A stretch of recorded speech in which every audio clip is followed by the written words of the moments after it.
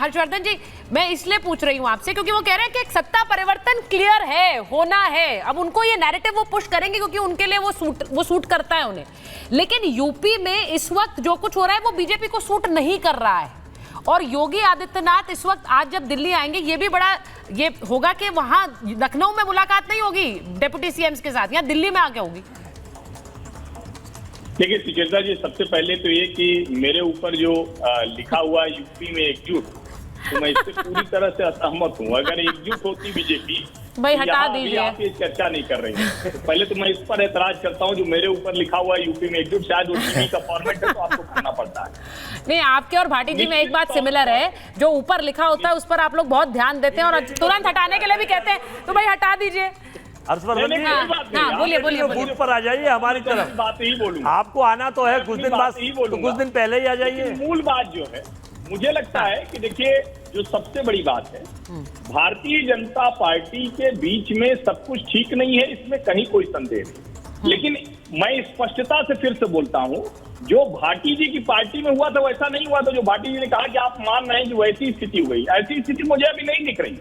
ऐसी स्थिति होती अगर कहीं कोई अभद्रता, कहीं किसी के साथ गाली गलौज, कहीं किसी को मंच से धक्का, कहीं किसी का माइक तोड़ देना, कहीं किसी को कुर्सी से गिरा देना, ये सब नहीं हुआ। लेकिन ये चिंता की बात है, क्योंकि अगर मुख्यमंत्री की बैठक में दोनों उप मुख्यमंत्री नहीं जा रहे तो ये भारतीय जनता पार्टी के लिए चिंता की बात है। और देखिए, मैं फिर से कह रहा हूं, अगर एकजुट होते तो 33 सीटें उनकी नहीं आती।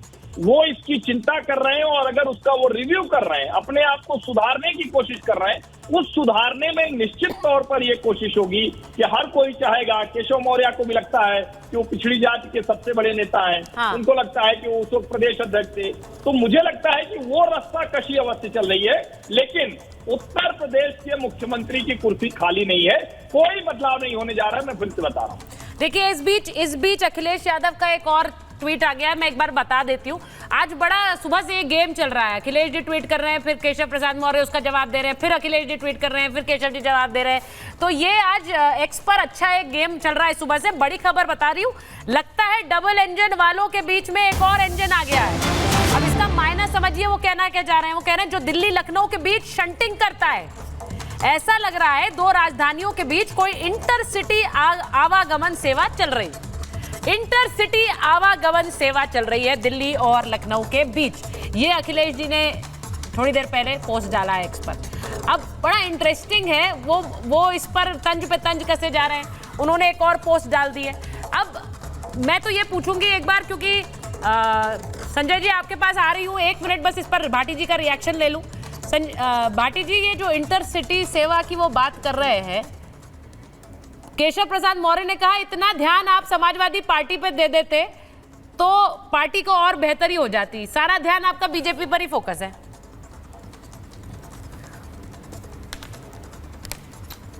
अखिलेश यादव जी समाजवादी पार्टी पर पूरा ध्यान दे रहे हैं। एक एक विधानसभा सीट पर, एक एक जिले पर उनकी बहुत पैनी हुई नज़र रहती है।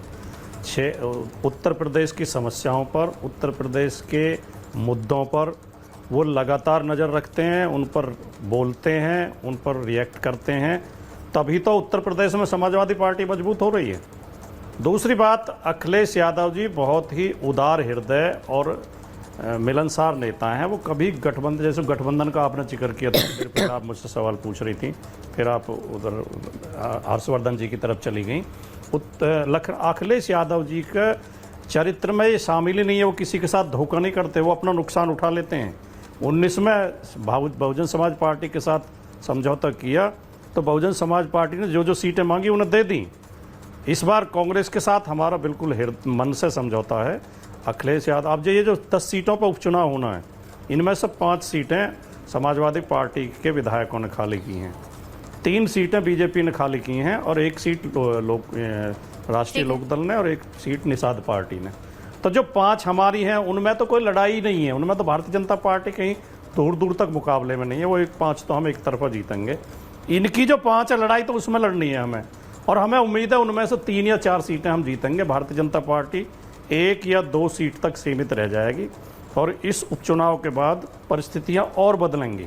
और जैसे इनके अंदर की खबर आ रही है कि अभी योगी जी को उपचुनाव तक रोक दिया गया, स्टे दे दिया गया। जैसे कोर्ट से स्टे मिल जाता है नहीं, तो 1-2 महीने का स्टे दे दिया गया है। ये तो खबरें समाजवादी पार्टी के दफ्तर से आ रही हैं सर, ये इनके यहाँ से आ रही है पता नहीं है, ये आपके दफ्तर में बन रही है, ये आपके दफ्तर में बन रही है, इनके दफ्तर से आ रही है कि यहाँ पे देखिए अभी स्टे लग गया, अब स्टे हट गया, अब केपी मौर्य बनने वाले। अभी अजय जी ने थोड़ी देर पहले ब्रेकिंग दी थी, उन्होंने कह दिया अब बस 2 महीने भी नहीं बचे हैं, ये बनने वाले हैं केपी मौर्य, हम डिस्कशन करेंगे। तो ये तो मुझे कहीं और ही मैन्युफैक्चर होती हुई दिख रही है। एक बार संजय सरकार जी के पास जाऊंगी। अवधेश जी बहुत देर कर दी आपने आते आते, एक बार ब्रेकिंग खबर ले लीजिए। नीति आयोग की बैठक में शामिल होने ममता बनर्जी पहुंच गई हैं और वो यहाँ पर सीएम हेमंत सोरेन भी इसमें शामिल हुए, ये उन्होंने दावा किया है। और इस वक्त जो खबर आ रही है वो ये कि वो अरविंद केजरीवाल की पत्नी से मिलने गई हैं, सुनीता केजरीवाल से, तो ये भी खबर आ रही है। अब संजय सरकार जी ये बताइए कि सब लोग नीति आयोग का बहिष्कार कर रहे हैं, इंडिया गठबंधन वाले, ममता दीदी ने क्यों तय किया कि वो आएंगी दिल्ली और मिलेंगी नीति आयोग में बैठक में, प्रधानमंत्री से भी मुलाकात हो? संजय जी।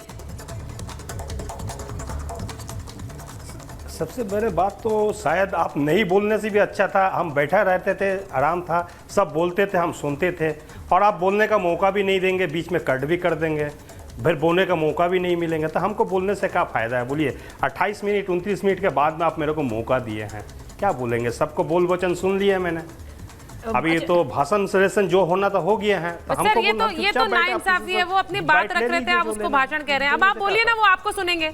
माफी दे दीजिए, देर से आ रही हूं, आप बोलिए तो सही। 29 मिनट में आप सबको रिपीट ले लिया है। हाँ। नहीं रिपीट ले लिया, सब कुछ कर लिया, लेकिन हम लोग को बात करने के लिए कहाँ मौका देता? आपको शायद तृणमूल से अच्छा नहीं लगता है, इसके लिए आप नहीं सुनने चाहते हैं। अभी कहाँ मौका मिलेगा? चलिए शुरू करते ही हैं। पहले तो श्रावण का महीना, लोगों ने तो बहिष्कार कर दिया मीटिंग का। पहले तो ये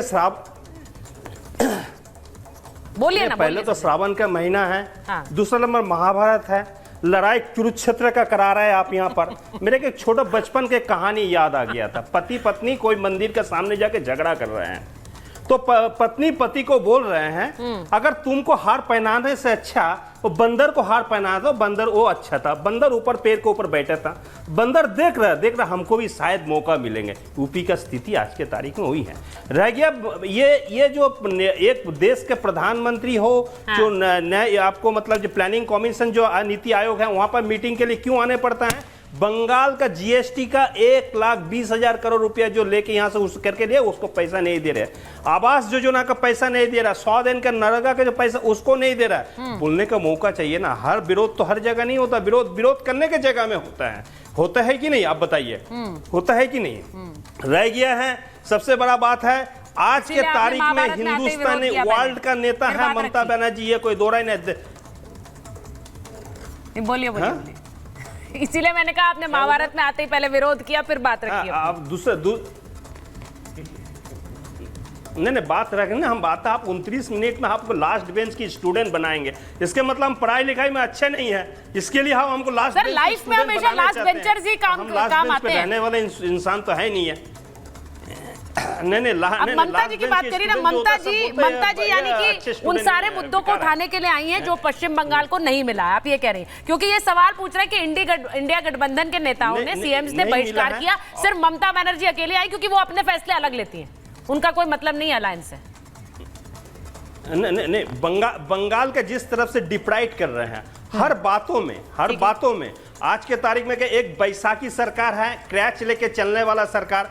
वो सरकार आज के तारीख में किसको खोज कर रहे हैं बजट में? यूपी और बिहार और आंध्र को, एपी मैंने एपी हो गया, मतलब ये उसको आज के तारीख में आज एबी हो गया, एबी उसको आज के तारीख में मदद कर रहा है। आज उनको मदद के बिना सरकार नहीं चल सकता है। और बंगाल का जो बजट क्या, ना रेल के बजट के बारे में कुछ बोला है, ना यहाँ का रोजगार के बारे में कुछ बोला है, ना यहाँ का जीएसटी का पैसा जो उठा के लेके उसको बारे में बोल रहा है।